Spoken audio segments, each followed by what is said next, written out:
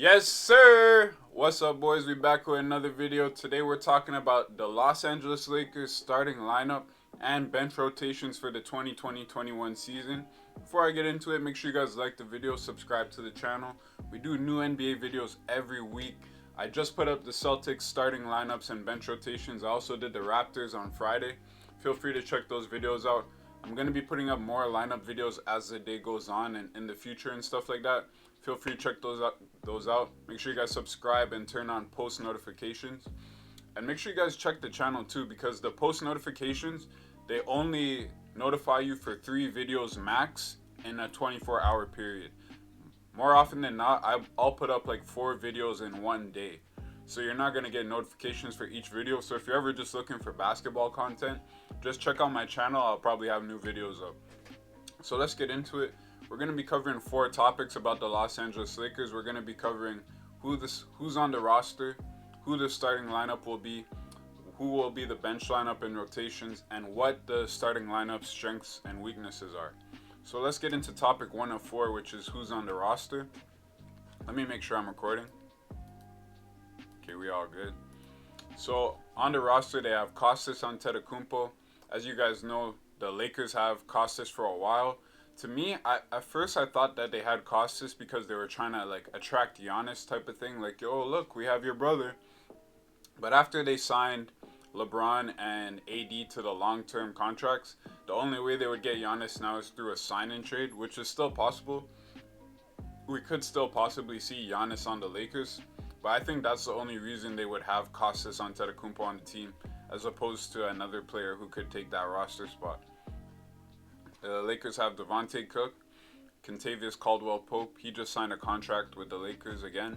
Alex Caruso, young Caruso the God. As you guys know, Caruso is the best player on the team. He's the GOAT. Much better than LeBron, much better than Jordan. Alex Caruso, probably one of the best basketball players of all time, in my opinion. No, I'm just fucking around. Quinn Cook, Anthony Davis. Shout out Anthony Davis. I think Anthony Davis is going to have an MVP season this year. I think that after what he went through in the bubble and just all the perseverance that he showed and like ability to overcome, like he was shredding each guy that he went up against. He shredded Jokic. He shredded the Rockets. The Rockets had no chance. There's no one on the Rockets that can guard Anthony Davis. PJ Tucker gave him some trouble at first, but eventually he started shredding PJ Tucker. Who else did they play? The Portland Trailblazers. He shredded Nurkic. Even Bam Adebayo, one of the best defensive bigs, like versatile bigs in the league, he couldn't do anything to Anthony Davis. So I think Anthony Davis is going to come into this season, and God willing, he might have an MVP season, boys. So look out for that. They brought back Jared Dudley for his locker room presence.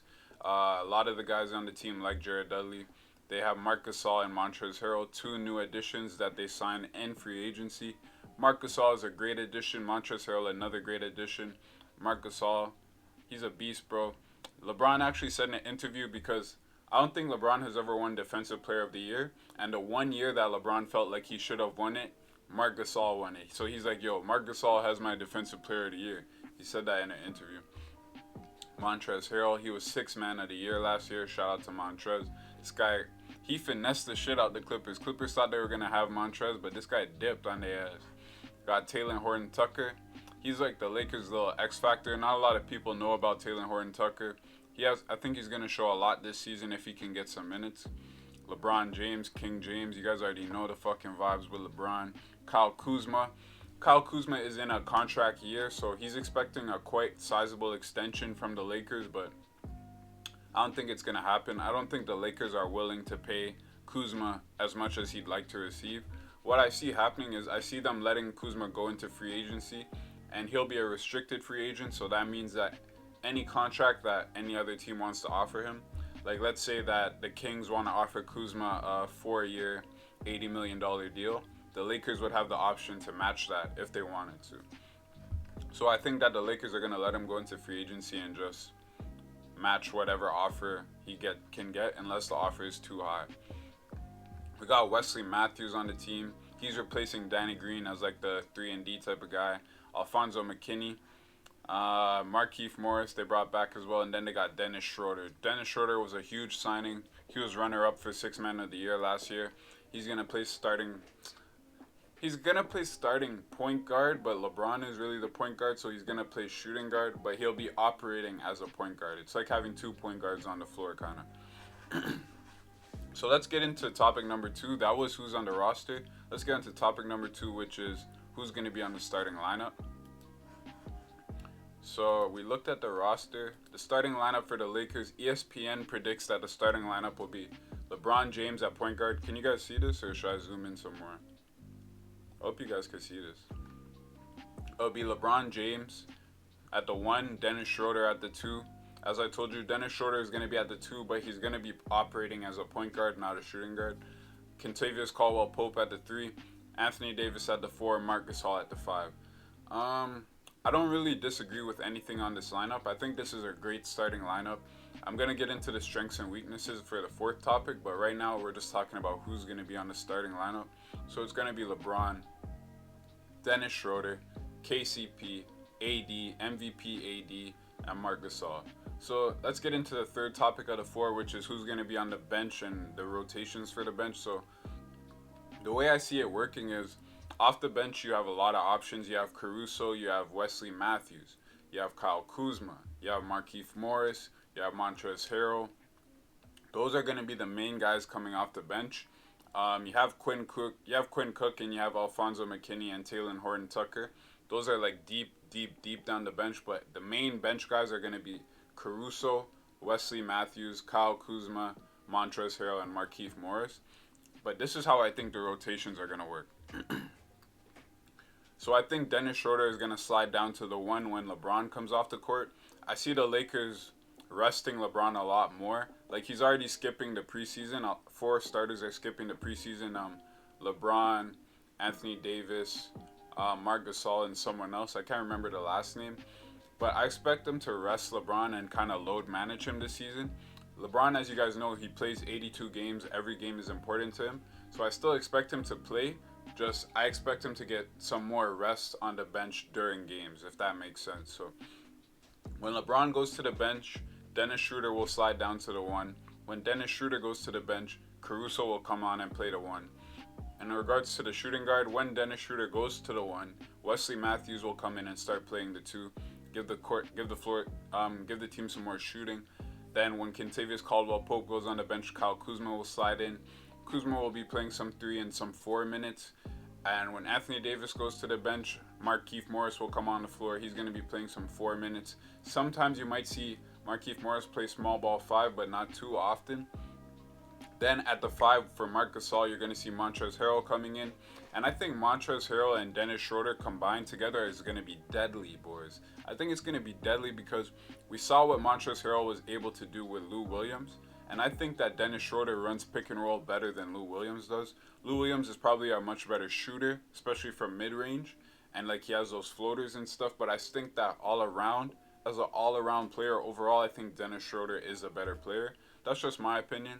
Let me know in the comments, boys. How do you guys feel about Dennis Schroder and Montrezl Harrell being the new Lou Will and Montrez? Do you think that could be a deadly combination? Because I think it will be.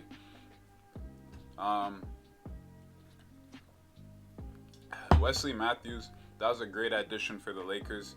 He can shoot the lights out. He's like a 40% three-point shooter for his career, I believe. Like, let me just quickly look at Wesley Matthews' three-point shooting for his career. I think he's like a 40% three-point shooter.